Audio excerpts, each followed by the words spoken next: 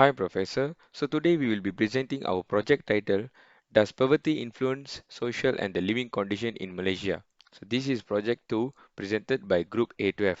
We will now begin our presentation. Let me brief our outline. First is chapter 1, which is introduction, research problem statement, research objective, and the second is chapter 2, which is methodology and result, descriptive statistics and the correlation, OLS regression result and implication. Chapter 3, conclusion and the policy suggestion. So let me continue with the introduction slide. So this study focused on the poverty and the social and the living condition in Malaysia, which is an important issue.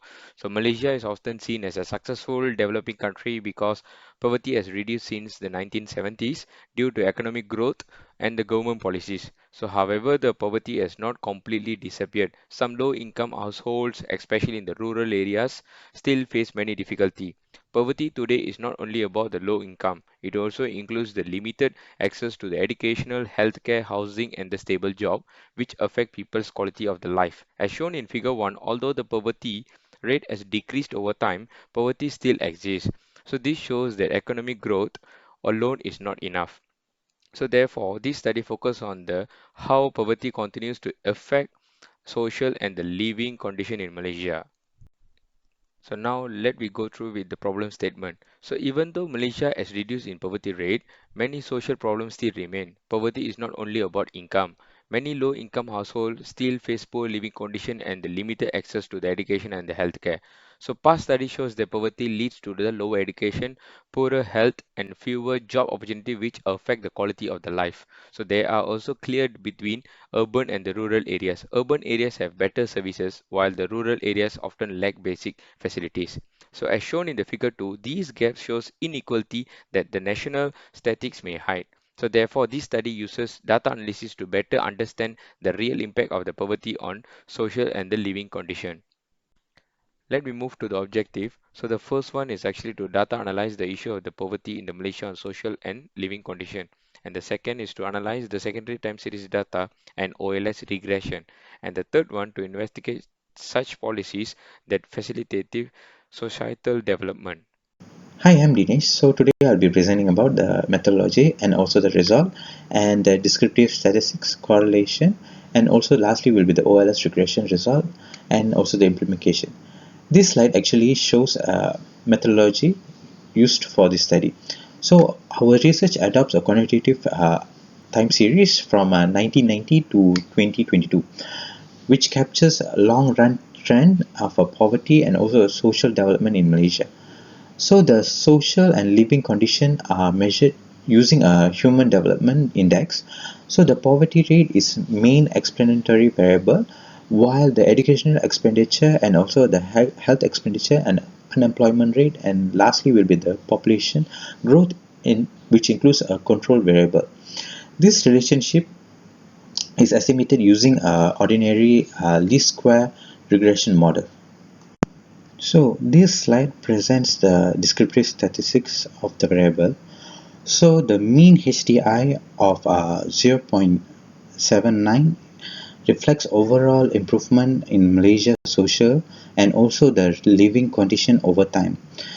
The poverty rate actually shows a higher variability, indicating the period economic status are stressed, and also the education and health expenditure shows a moderate variation, while the unemployment remains relatively low. So this result actually provides an overview of the data before proceeding to the correlation and regression analysis. This slide shows an OLS regression result. So the poverty rate has a negative and statistically significant effect on HDI, indicating a higher poverty reduce. And also the educational expenditure has a positive and also a significant impact, highlighting an importance in educational investment. And also other variables are not statistically significant. So whereas the R-square value of 0.72 shows the model explains a large share and variation in social and also a living condition. Lastly, and also the significant F statistics confirm that the model is valid overall. Thank you. On this slide, we summarize the key findings of our study. Even though Malaysia has made progress in reducing poverty, our analysis shows that poverty still has a strong negative effect on social and living conditions. Interestingly, we found that investment in education significantly improves human development outcomes, enhancing skills, productivity, and social mobility. On the other hand, health expenditure, unemployment, and population growth did not show a statistically significant impact in our model.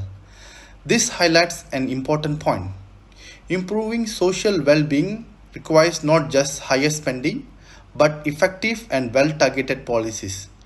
Poverty is multidimensional, so addressing it requires a broader approach beyond just economic growth.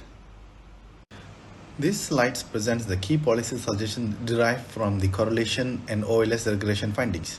First, since poverty significantly worsens social and living conditions, poverty reduction policies in Malaysia should adopt a multidimensional approach, addressing education, healthcare, housing, and employment rather than focusing only on income levels. Second, education investment should be prioritized, especially for low income households, as education expenditure shows a significant positive impact on social well being. Improving access to quality education can help break the cycle of intergenerational poverty. Third, although healthcare spending is not statistically significant, this highlights the importance of efficiency and proper targeting rather than spending levels alone, particularly in rural and underserved areas. Fourth, labor market policy should be focused on job quality and income stability, as low unemployment rates may conceal underemployment and job insecurity. Finally, this study emphasized the importance of evidence based policy making, where continuous data analysis and policy evaluations ensure that poverty reduction initiates and lead real improvement in social and living conditions. Thank you.